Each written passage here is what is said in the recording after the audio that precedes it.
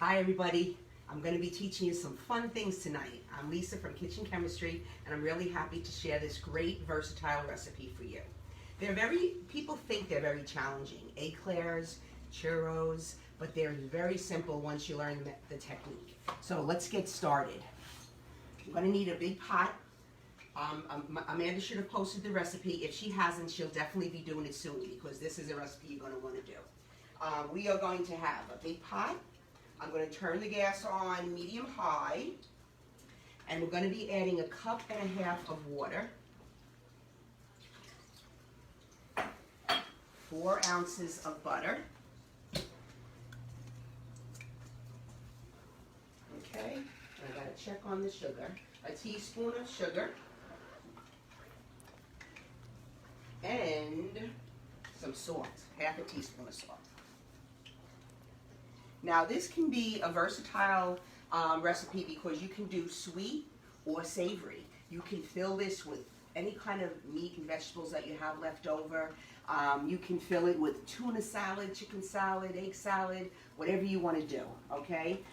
We're going to be making it sweet tonight. So that tends to be where I go these days. And I'm going to bring this to a boil. It's going to take a minute or two. Now, the official name of this dough is called Choux, which is spelled Patechous. So it sounds a little funny, but it really, in the bakery world, it's usually called choux paste. So you might have heard that. And while I'm waiting for this to boil up, I'm just going to get 1.5 cups of flour ready. And I want to have nice, fluffy flour. I don't want to have that packed in. Take my spatula, level it off. Okay, see that? Once this starts to boil, I'm going to just throw that whole thing in there real quickly. And then it's going to start to turn. It's almost going to look like wallpaper paste. Did anybody have a wallpaper or anything? If you have, then you're going to know what this looks like. You're going to recognize it right away. And then we're going to turn that into the KitchenAid. So don't hesitate to ask me questions, okay, because I always love to interact. So Bracinda is watching. Bracinda! Wendy and Patricia say hello. Hey Wendy, hi Patricia. Thanks for joining today. I hope you guys are going to be making lots of eclairs, cream puffs, and all kinds of fun things with this recipe. Be sure to send us photos of the things that you make. We love to see them. Yes. I definitely love the interaction. I love to hear the stories. I know everybody in the Poconos was making bread a couple of weeks ago, so I'm really excited that you guys enjoyed that recipe. And the pasta. We had some people send me pictures of their pasta dishes, and they were so yummy. Okay, we're almost there. So basically, I'm just melting the butter in the water. So some fillings. Today we're going to fill it with just basically vanilla pudding folded into heavy cream because that's a really delicious classic filling. But you can also fill it with chocolate mousse and things like that as well. So Lauren says, thanks so much. I made pasta with you a few weeks ago and it was fantastic. Can't wait to make these. Oh, wonderful, wonderful. Thank you. Thank you very much.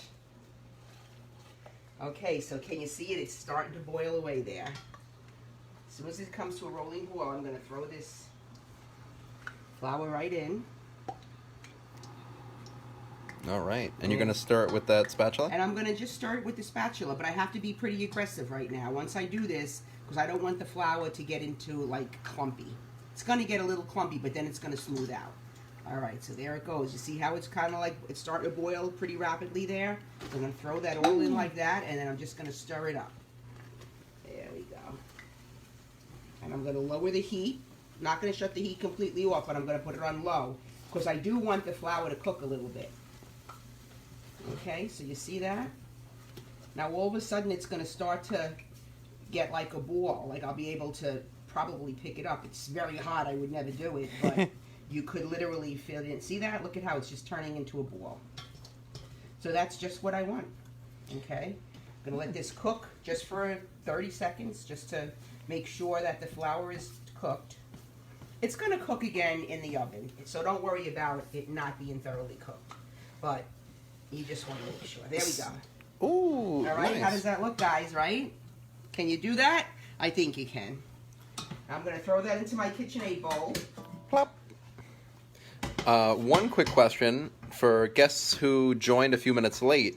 What are we talking about? And I heard there's a savory option. Oh, okay. So we are talking about Pate choux, or choux paste, and it's eclairs, cannolis, cream puffs. There's all different names for this, but it's basically a dough that gets a crispy crust around the outer edge, and then a big air bubble forms in the middle. So when you cut it open, you have lots of space to stuff it with all kinds of delicious things.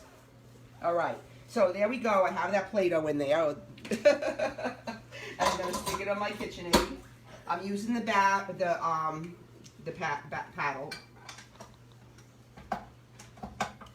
And I'm going to turn this on. Shut the oven off, the stove off. And now I'm going to start to add eggs. I have 6 eggs here. I'll just give it a quick stir. I'm not going to pour all these eggs in at one time. I'm going to pour them in a little bit, let the KitchenAid do its thing. So now I want you to watch me. I'm not going to talk too much in this stage. I'm going to put the eggs in about 4 times. 137. 137, that's fine. Okay, so here we go. I'm putting the KitchenAid up. 1/4 of the eggs, and I'm going to let that beat.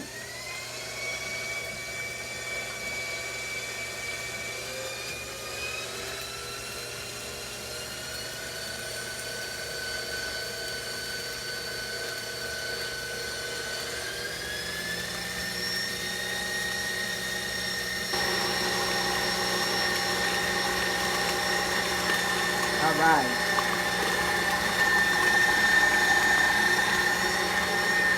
All right, how to beat it into submission. So I'm going to add another 1/4 of the eggs. Whoops. Guess we're only getting 3 batches this time.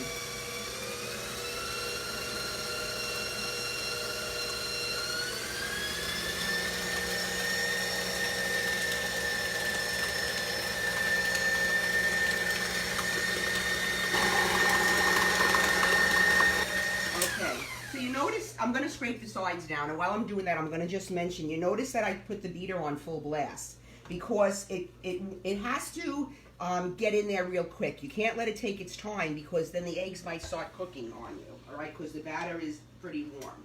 So, and it's going to just look curdled. So right now what I'm going to do... Already down to 98 degrees. See? So this would just feel like your skin if you touched it. All right, so I have 1 more batch. I should have gotten 4, but I rushed a little bit. I'm sorry. So I'm going to add the last bit of the egg, and once again I'm going to start out slow, and then I'm going to speed it up a bit. I'm going to beat it into submission.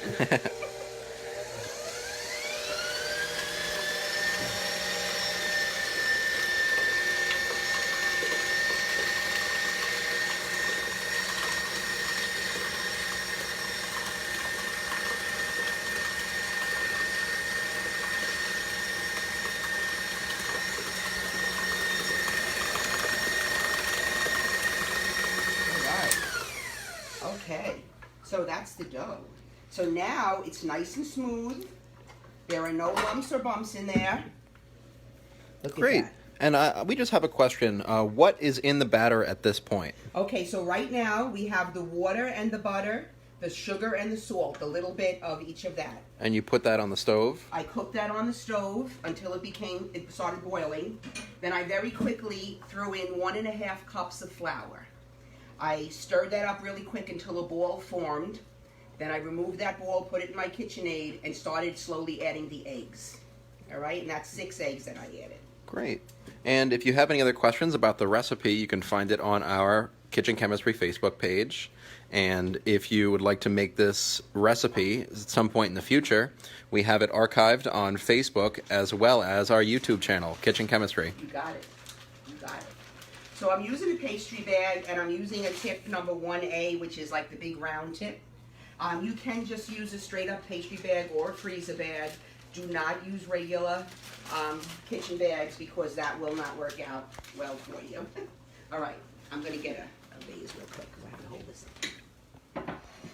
up. Bracinda says she always thinks it smells like egg when these are in the oven at the bakery. Oh, okay. Well, because it's mostly eggs.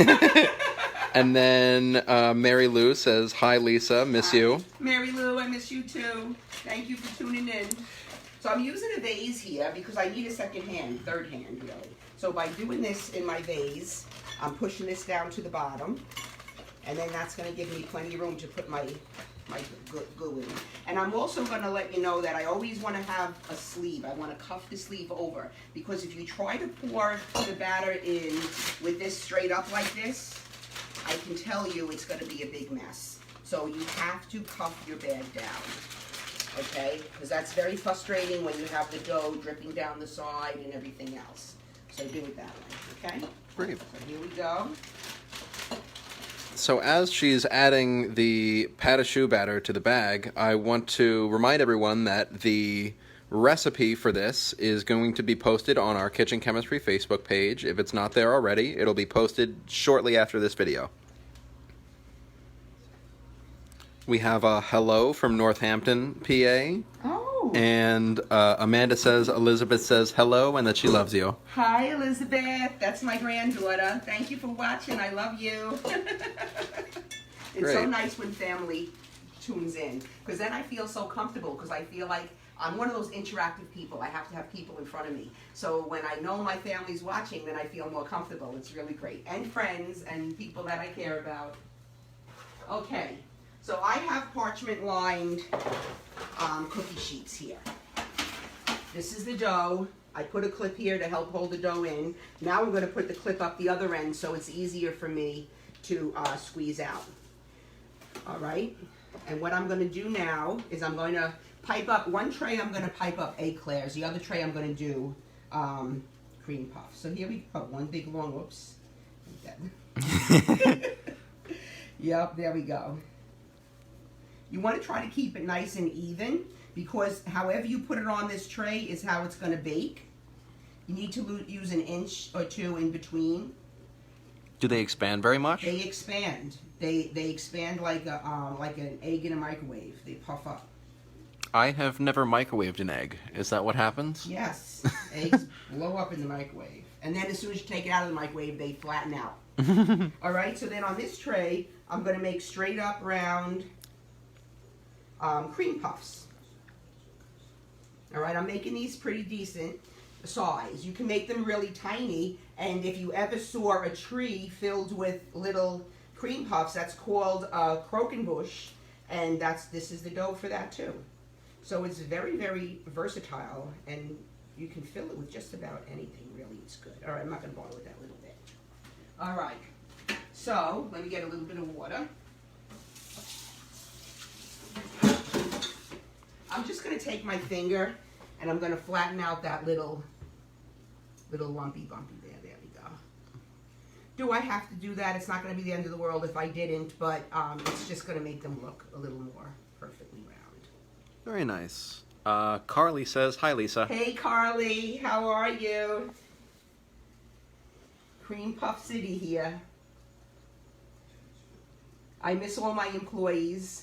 I miss you guys, Bracinda and Carly and everybody else. It's when you work with people so many hours a week, and then all of a sudden you're cut off at the quick here, you miss everybody. So I can't wait till everybody gets back in the water again. Now, Eric, did I have a pastry brush? Yep, here it is. Ta-da! So now I have one extra egg. Did you add water to this by any chance? No water. Okay. So that is just one beaten egg that we're adding a little bit of water to make a nice egg wash. Right. And then I'm just going to cover this. This is going to allow the pastry to get a nice golden brown look and to crisp up. All right. We do that to bread too. We do it to a lot of things in the kitchen. It just adds a nice little sheen.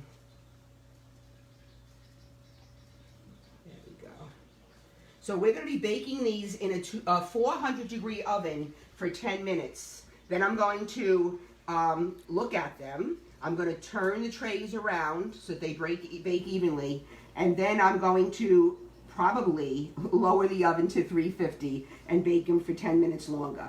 It really depends. I want them to be starting to be golden brown in 10 minutes. So if they're still pretty pale, then I'll leave it at 400.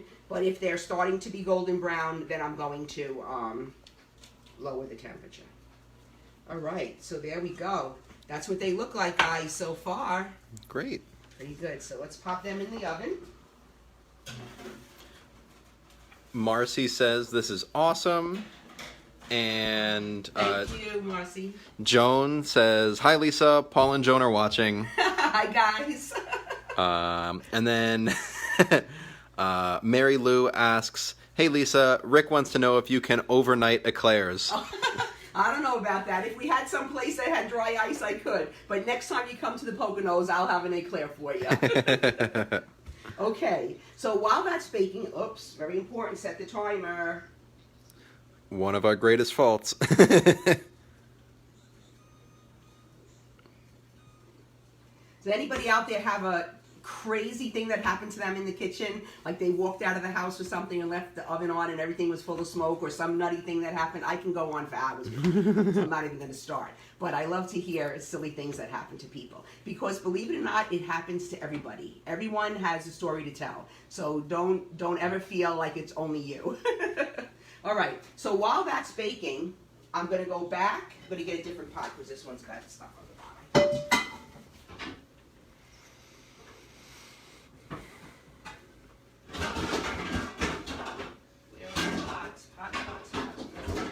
There's a lot of dishes to be made. Here we go. Yeah, my goodness. I miss my dishwasher the most. All right, guys. So here I'm going to turn the gas back on high.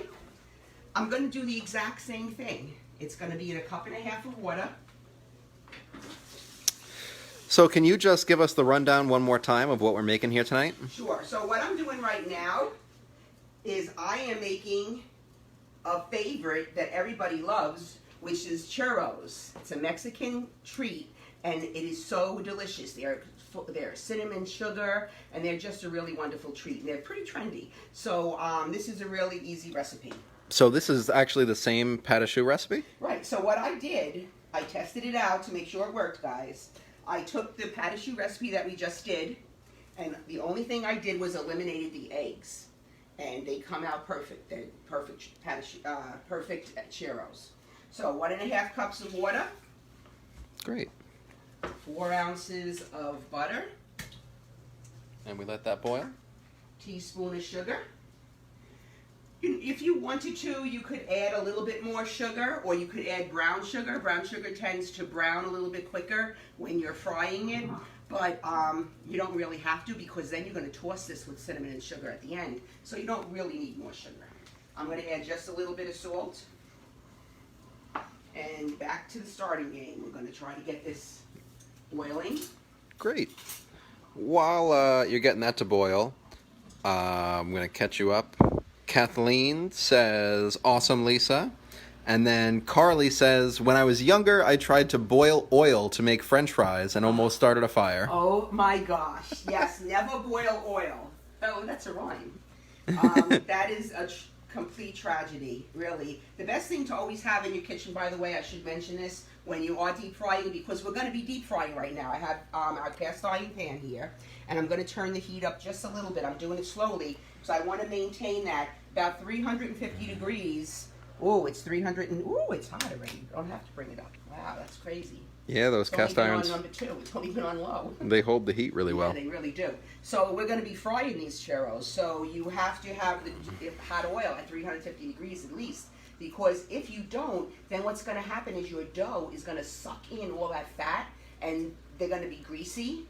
They're not going to taste as well, and you're probably going to get sick if you eat too many of them. So don't do that. You want to have the oil really hot, so the second that the batter touches it, it's going to seal. And then it's just a matter of letting it turn to the perfect brown color that you like. All right, so we're almost here, guys.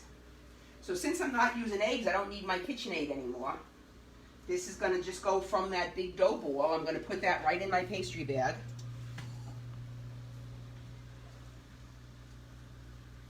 Great. Mary Lou says, one time Rick made Yorkshires and used confectionery sugar instead of flour because he wasn't used to my kitchen and the bins were not marked.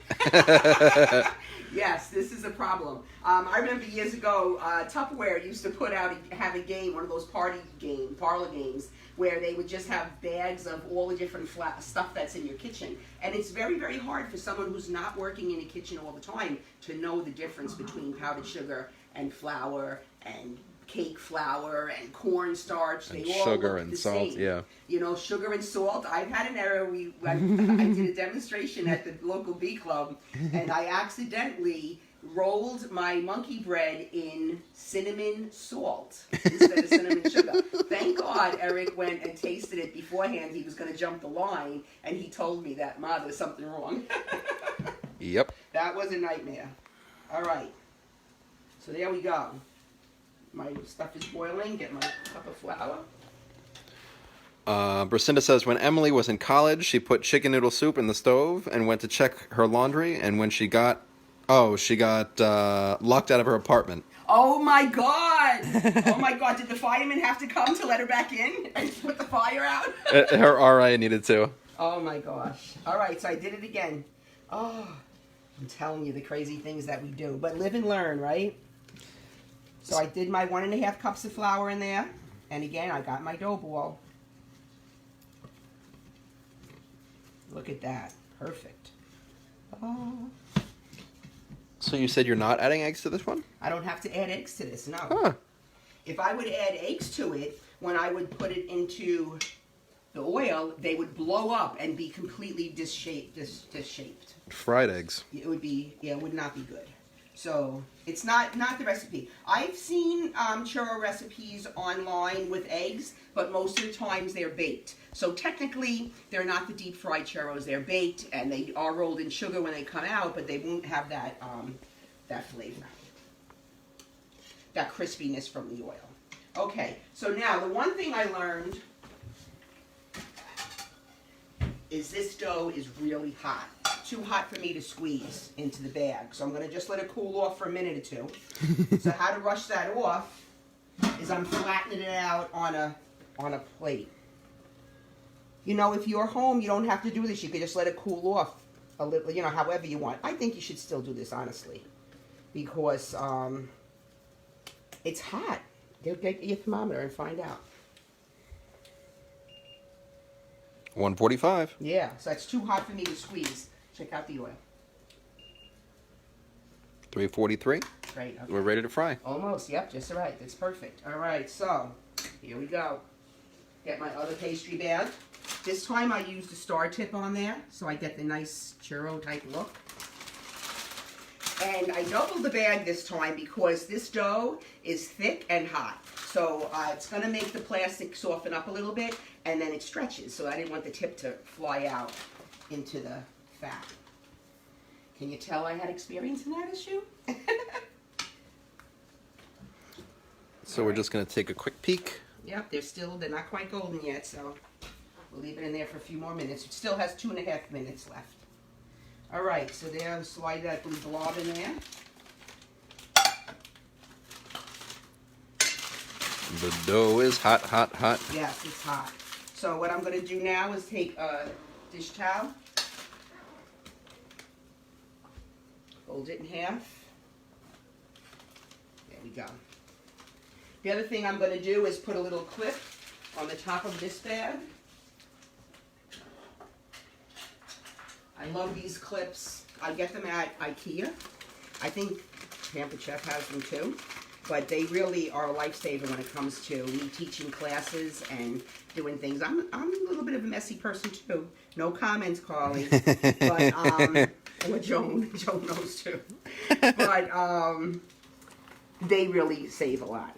So let's see. This is pretty thick. So now what I'm going to do is you see how it's squirting out? This rag's a little too thick. So our oil is nice and warm. It's at 350. Right. 350. Perfect. Oh, it went down to 334. All right. Up a little bit higher. So Marcy asks, is it okay to use cast iron on a glass top stove? We haven't had any issues.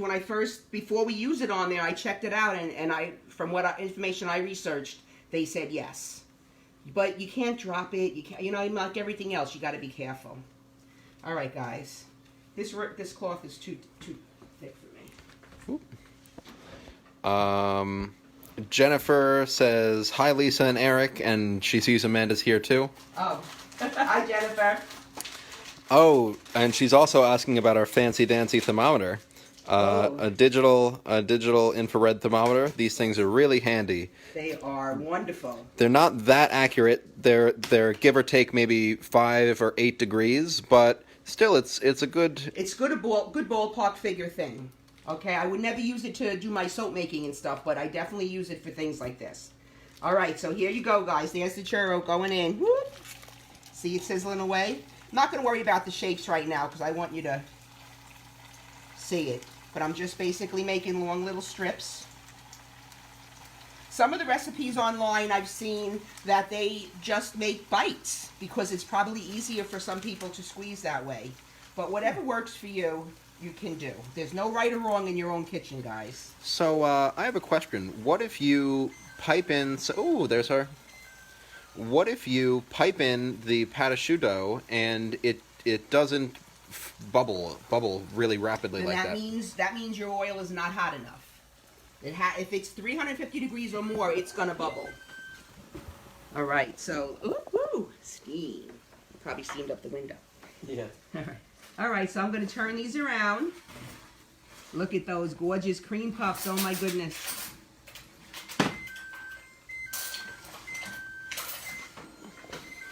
All right, there we go.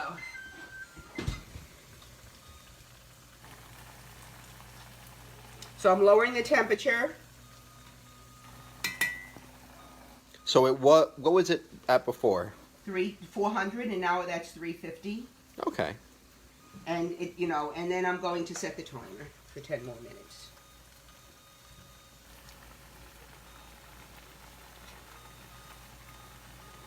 Okay, there we're all set. Now we need, this usually works better. And then we just wait. I just flipped those two. Did you? The other ones, flip the other ones. There we go. Oh, look at that. They're starting to get golden brown. Too many cooks in the kitchen. Yes. I'm going to flip those around then. Thomas asks, are you doing curbside tastings? I could be there in a few minutes. Well, if you know where I am, sure. We have plenty. That's the bad part. I shouldn't say it's the bad part. It's the fun part. But I have to do samples beforehand. I have to make sure my recipe is accurate, and I have to make sure that I have things to show you just in case some crazy thing happens here. So I am telling you now, we ate pasta for like 4 days. We've been still making bread. Bread's, forget about it. And even the churros, I had to make churros this afternoon. So we have so many, it's hysterical. But it's good. It gives me practice. It reminds me to remember little things that I would forget if I just talked off the top of my head. So you can see them getting nice and golden brown. I raised the heat a little bit, and I'm going to just check to make sure the oil is not too hot. The oil's actually, yeah, okay. So we're going to just keep our eye on that. Mary says, hi, Lisa. Hi, Mary. Who else do we have? Heather says, Brett loves churros. I'll have to try it. All hi, right. Eric and Heather, Lisa. how are you? Ooh, Charlie asks, when we were cooling down the dough, he asks, can you put it in the fridge too? You probably can. You can definitely do that, I'm sure. I wouldn't wait until it cooled completely because you do want to keep that cooking process keep going, but I don't know how it would cook on the inside if the dough wasn't somewhat warm, but you definitely can cool it in there quicker. Yeah. You only really need to cool it from about 150 of where it started down to about 100 to where your hands can handle it really well. Right, exactly. Honestly, if I was probably wearing insulated glove or whatever, I probably would have not even had to cool it down. Yeah. Usually, it's not that food safe to put really hot food into the fridge. So maybe keep it out on the counter for the 10 minutes it needs to cool down. Yeah, it's a small batch of dough, but yeah, I know what you're saying. You should never take, just so that you know, you should never take a big boiling pot of hot soup or hot tomato sauce and think you're going to rush it by putting it in the kitchen, into the fridge, because you bring the entire refrigerator's temperature down, and some food can actually go bad. So don't do that. It could literally bring your whole refrigerator temperature down to 60 degrees. Up from 40 to 60.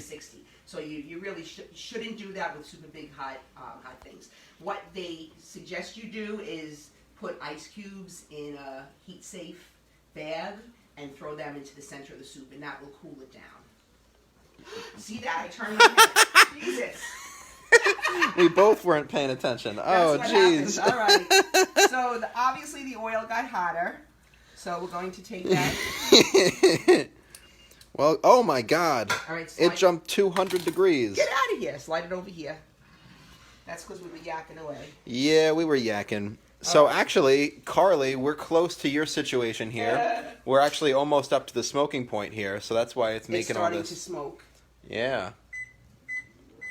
How funny if the smoke alarm went off during our... God. It wouldn't be the first time. All right, so let's check these guys out down here. See how much they're puffing up? Perfect. They look gorgeous. So once they're nice and golden brown, then we'll take them out. And then what I'm going to do is fill the ones I made before, so this way you don't have to wait the whole process. Perfect. And I missed this comment before, but Charlie asks, why did you turn the cookie sheets? Because even baking, even though this is a convection oven, it doesn't catch evenly. One side always gets browner than the other. So by rotating the trays, you evenly bake. So there's some like hot spots in the oven. Yeah, every oven, especially small home kitchen ovens, have hot spots in them. So I always recommend, and we have them in my commercial ovens, even though we get them calibrated. I also have an oven thermometer in each oven, because even though they're identical ovens, they're both calibrated. One oven just cooks hotter than the other oven, and it's crazy, and there's no scientific for me reason to know, but it definitely does. All right, let's take this. Carla says, hi Lisa, watching you cook in your kitchen reminds me of when you cooked at my house many years ago. Oh boy. Mary says, Lisa, you are amazing. Aw. Thank you guys. I love teaching. I love teaching everybody how easy and fun it is to be in the kitchen. And then, of course, Amanda commented and said, oh my God, I'm cracking up. We almost witnessed a fire. Oh, Lord. Wouldn't be the first time, Amanda. Ooh, sizzling. Right. So, you know what? Let's just try something real quick. Oh. I'm going to make an initial. There we go. So, even with churros, you can personalize them. Right. And that's, back to our question before, that's exactly why we make sample batches. So when we wind up with churros like this, we have some fruit to show you guys. Yes. Yes, yes, yes. It happens to us all. Okay. So where have you, anybody out there, where did you get your best churro? Have you had them anywhere locally that makes really wonderful churros? Was there a theme park or a carnival or some place that you went that you had great churros? Yeah. Well, I wonder. We're going to have to see if the festivals are going to be happening this summer. Yeah, who knows? You know. Yeah, these guys are already starting to golden up. Yeah. Zach's Taco Shack. Oh, they have churros? Really? I gotta get up there. And then another person said Las Vegas Flea Market. Actually, we got 2 people for Zach's. Cool. All right. We'll have to stop. We'll have to stop. Are they doing curbside pickup? I don't know. We'll have to consult. We'll have to get up there. They make great, great tacos.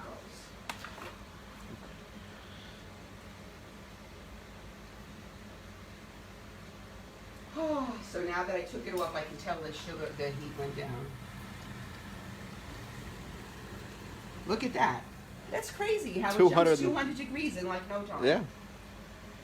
All right, so we have to I can tell because they're not sizzling. Before somebody asked me what happens if the dough is not sizzling. It's sizzling a little bit, but it's not sizzling where I know it's browning the dough. So if I went to pick them up, they're going to break down. They're going to break on me. Not that they're not going to be no good. They're still going to be good. But because they were hot enough that they shouldn't have sucked in too much oil. But they're just not getting golden brown. I still have some dough left, thank goodness. I will get some good ones yet. Bummer. They're crunchy though. Amanda says last she checked, Zach's Taco Shack is closed. Oh, all right. Yeah.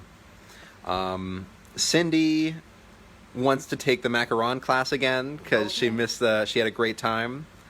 All and right. Yes, I cannot wait to start teaching my classes again in the bakery. I cannot tell you. We're going to start up hopefully beginning of June, and then we're going to also have smaller classes yet. I'm going to limit the students to 8, so this way we have plenty of room, so we keep our germs to ourselves. Wonderful. And let's hope that we can get back to life.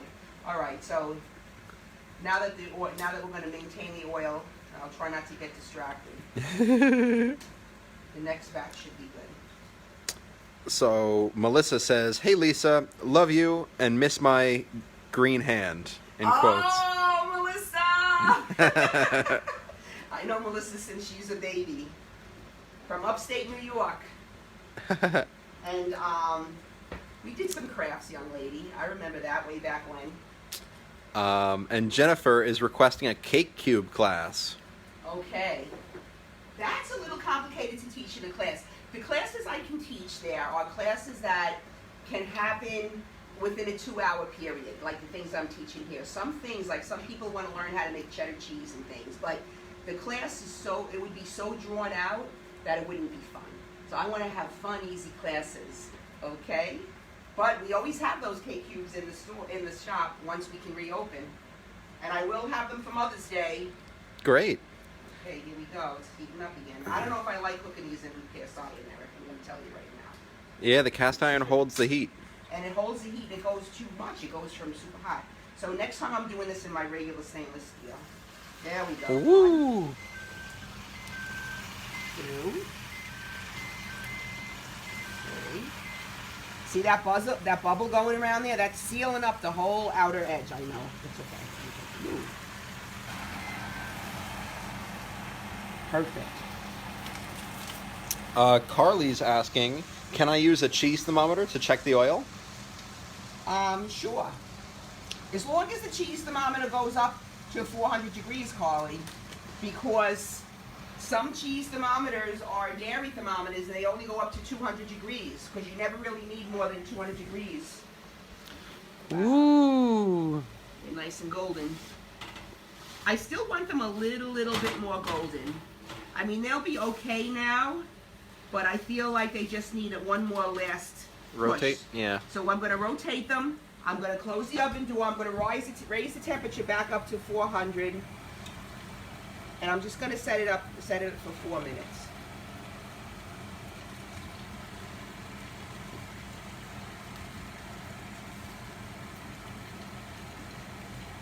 Need a little help here. All right. I wanted them to get nice and golden so that they don't fall apart. There we Ooh. go. Now they're cooking. Now, They're like pancakes where the first batch doesn't really look good.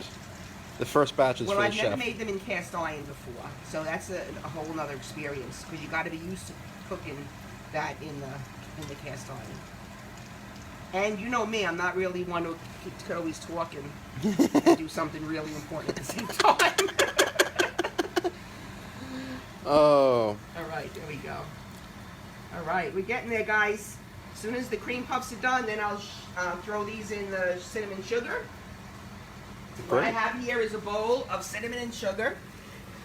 What's going to be? I'm going to say a tablespoon per cup, and then you adjust it to your own taste, okay? And then that's going to be, you want them to be drained, but you want them to still be warm before you throw them in here. Okay. Let's do those few first. That was my L. The L didn't make it. So the L took an L? Yeah, the L bit the dust. So there you go. That's half the L. All right, guys. Eric, you can try one.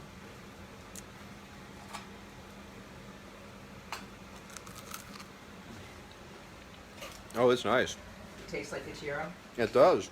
Woo. You can make a carnival in your own house. Yeah. Sometimes it feels like it's a carnival. All right, guys. If you have kids at home, it probably is a carnival. Yes. All right, here we go. Oh, look at the nice and golden brown. I got it. I'm gonna have to make another batch now on my own, just so I can. There we go. Give these another minute.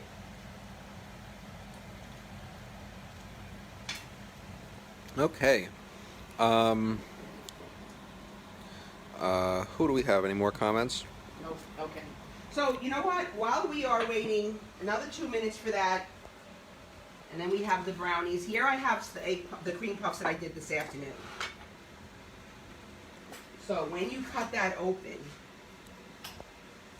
you have a big open space in there. Oh. So you can put lots of filling in there. It naturally forms, it's the eggs that opened up into a shell. So I'm going to put a big blob of filling on each side.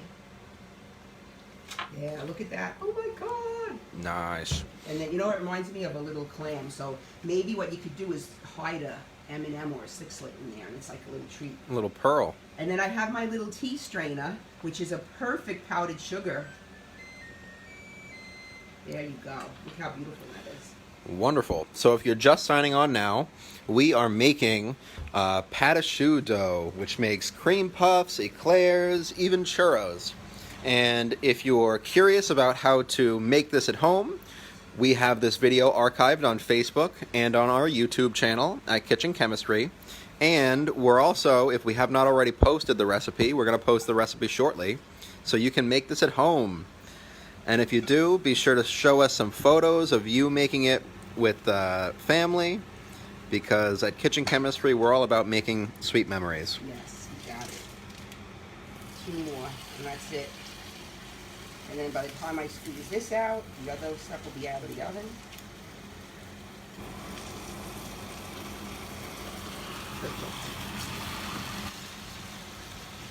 All right. Jennifer says it's a never-ending carnival in my house. I can relate.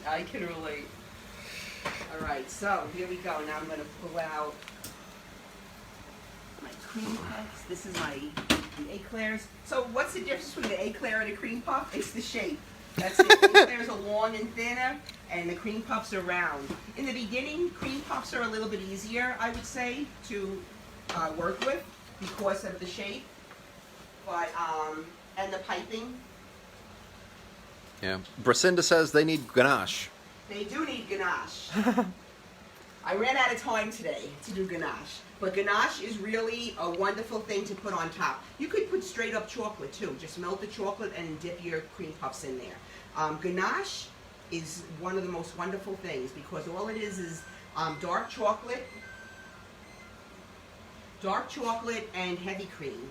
You bring heavy cream to almost boil, and then you just throw dark chocolate in there and melt it away, and that's it. And then once it gets nice and shiny and all even, you just pour it on top of or dip your cream puffs in there. Great. Okay. And one more thing, Carla said a tea strainer for dusting powdered sugar is a great tip. Isn't it? I think that's wonderful because it keeps it all contained, you know, and then you just go like that. It's like little snow, and it's super fine too. It's not as chunky. I'm bringing a few of these into the bakery too, so so the girls can use them instead of our big clunky Tupperware one from 100 years ago. Okay, guys, so we have everything. Everything here is made that I'm going to make. So I'm just gonna have. If you have any last minute questions, don't hesitate to contact me. Go ahead. So Susan, I missed this comment from a few minutes ago. She's never had a churro, but she's going to try this at home. She said, Lisa, you'd be proud of me. I spent my afternoon making homemade pierogies. Cool, wonderful. I'm very proud of you. Yes, that's great. And aren't they the best you ever had? They'll always taste better when you make it at home. Because when you're making it at home, you're making it with love and TLC. And that's the most important thing in any household. So, yeah, that's the deal. Grace says they look good. Mary says they look amazing. And Jennifer says, I'm salivating. Okay. Well, I'm glad. I'm glad you guys are enjoying it. I can't wait to open my bakery again. We are open for orders Thursday, Friday, and Saturday from 11 to 3. And we can take orders. And I will meet other people. You know, if you need a cake on a Tuesday or whatever, I'm usually able to come in and make it for you. But don't hesitate to contact us. And I enjoy this, and I can't wait until next week, okay? Have a safe weekend.